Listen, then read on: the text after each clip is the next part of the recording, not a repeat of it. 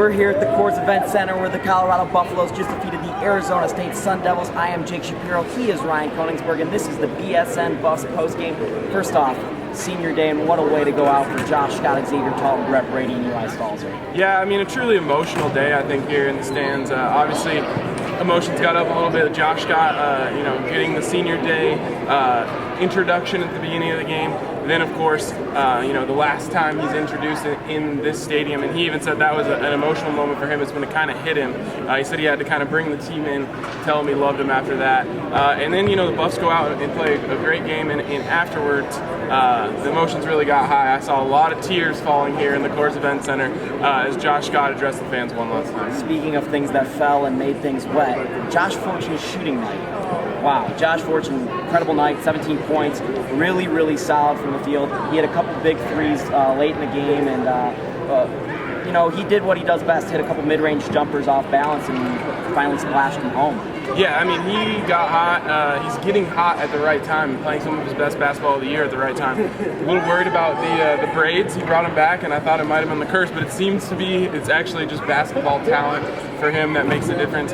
He went out there, and when he gets the first one to go down, it's usually going to be a good night for him, and that's the case for many shooters. But he got to a point tonight where it looks like everything was going in. He had one heat check that if it went down, the top was going to come off this place.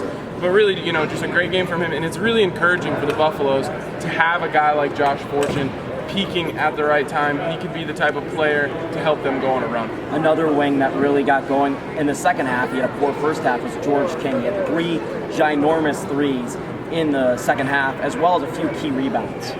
Yeah, I mean, he had a really bad first half, and I felt like he was in the doghouse with Tad coming into the second half. Whatever Tad said to him after the break, and even when he came onto the bench early in the first half, I think really stuck with him.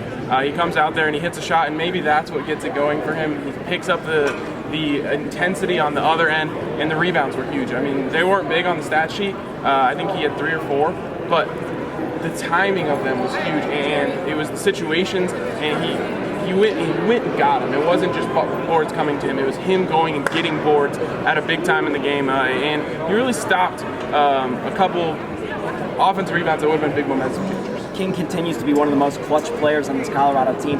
But the third wing, Trayshawn Fletcher, also had a very nice night. And perhaps for the Buffaloes, all 3 wings, which we thought earlier in the season, are clicking at the right time and going into this Pac-12 tournament and the Utah game and hopefully the NCAA tournament for the Buffs. They might have probably their biggest strength going, biggest depth piece going for them at the right time. Yeah, I mean, it just keeps adding up. I think fans are finally starting to get a little hope about this team with the way things are stacking up. I mean, you get all 3 of those guys going. Of course, you've got Josh Scott, who's going to be a beast at all time. Wesley Gordon, continuously having good games. It wasn't jump off the stat sheet tonight, but it's not like you felt bad about his performance. Just all the players that they need to go well. And we talked about it coming into this season. There were so many question marks. Well, those question marks just keep getting checked off, all at a really good time for CU. Colorado, 21 regular season wins right now. That is the most all-time in school history, tying the mark from 2013-14 and 1996-1997. So this team is for real in terms of program history.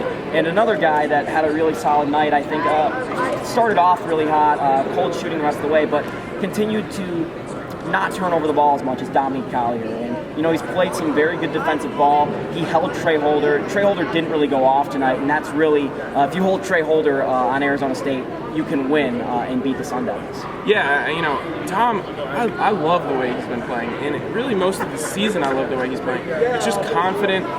He seems very in control of the offense. It's his offense, and everyone kind of understands that. Obviously Josh Scott is the leader, but Dom Collier is the type of player that makes everything work. He's the turning gear that makes all the ones around it work.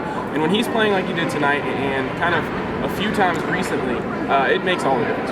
Colorado finishes the home slate 16-1. Their one loss coming against Utah. They have a chance for revenge, as Josh Scott says, at Utah next Saturday. And Jakob Poeltl, Josh Scott, once again, that's going to be a hell of a matchup. Yeah, I mean, a chance for the Buffaloes to become the winningest regular season team in program history in that game. A chance for them to get payback for the one loss they had on the home court this season. Tad Boyle's been trying his whole career here to get that perfect home slate. Things are going against the Buffs. It's going to be stacked in their favor. They're going to be decently heavy favorites. but a lot of little things to get them up a little bit extra, including a potential chance to be a 4 seed in the tournament. So it's going to be an exciting matchup, and I think it's going to be a great one. Colorado needs to beat Utah. They need a little help from either California or Arizona, but that'll be coming this week, and we'll see what happens. Any other takeaways from this game, Ryan? Just my attempt at Goofy Boy swag. That's about my last takeaway. For Goofy Reporter Swag, Mr. Ryan Koningsberg. You can follow him on Twitter at Ryan Koningsberg. I am Jake Shapiro. You can follow me on Twitter at Shapalicious. This was the BSN Buffs postgame. Thanks for tuning in.